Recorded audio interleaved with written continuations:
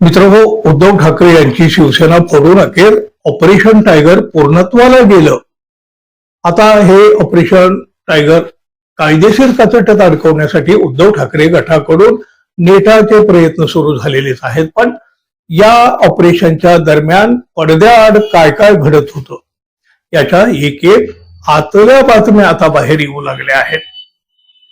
हे ऑपरेशन यशस्वी होईपर्यंत एकनाथ शिंदे याबाबत एक अक्षरही बोललेले नव्हते. मुख्यमंत्री देवेंद्र फडणवीस यांनी तर काय आपला याच्याशी काही संबंधच नाही असं दाखवलं होतं. ही फोडाफोडी पूर्णत्वाला आल्यानंतर एकनाथ शिंदे यांनी स्वतःची पाठ थोपटून घेतली.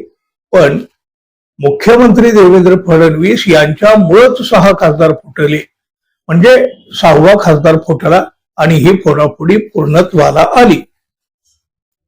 गप्प राहून पडद्याआडून सगळी सूत्र फडणवीस यांनी हलवली आणि सगळं काही पूर्णत्वाला गेल्यावर आता मुख्यमंत्री देवेंद्र फडणवीस यांनीही आपलं मौन सोडलेलं आहे.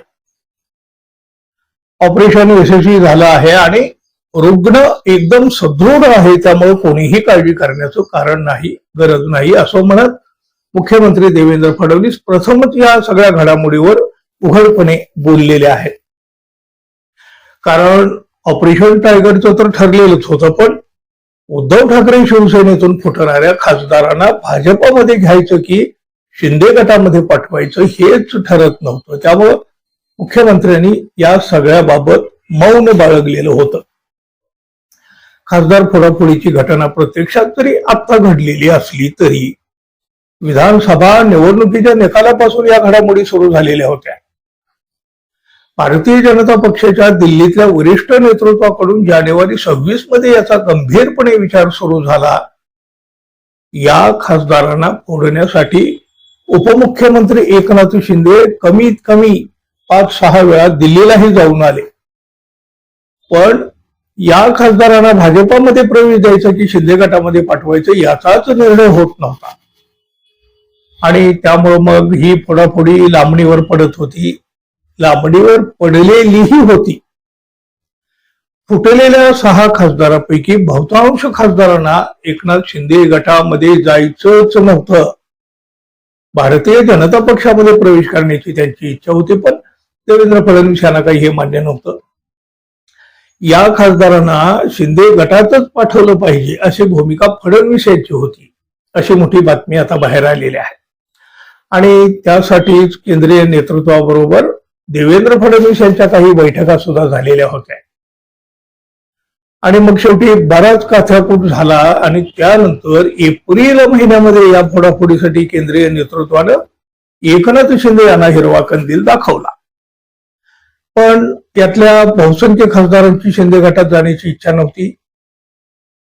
एकनाथ शिंदे यांनी प्रयत्न करून अखेर 5 खासदारांची मनं वळवली, पण 6वा खासदार तयार झाल्याशिवाय हे ऑपरेशन पूर्णत्वाला जातच नव्हतं.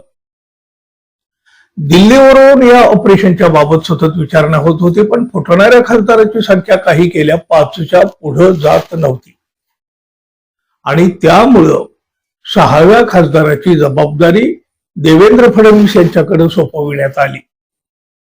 6वा खासदार फोडण्यासाठी देवेंद्र फडणवीस मैदानात उतरले आणि त्यांनी 6व्या खासदाराला तयार केलं. फुटणाऱ्या या 6व्या खासदाराच्या राजकीय कारकिर्दीची जबाबदारी घेण्याचा शब्द देवेंद्र फडणवीस यांनी दिला तेव्हा कुठं हा तिढा सुटला. जून महिन्याच्या दुसऱ्या आठवड्यात सगळी सूत्र वेगानं हललेली आणि अखेर ही मोहीम पूर्णत्वाला आली. आता फुटलेल्या या खासदाराचं भवितव्य नेमकं काय असेल हे पुढच्या राजकारणामध्ये नक्की पाहायला मिळेल. पाहूया आणखी पुढे काय काय होतंय ते. खेळ अजून संपलेला नाही, उलट खऱ्या खेळाला आता सुरुवात झालेली आहे. त्यामुळं भविष्यात काय घडेल हे पाहणं खूप मनोरंजक असेल. धन्यवाद. पुन्हा भेटू. नमस्कार.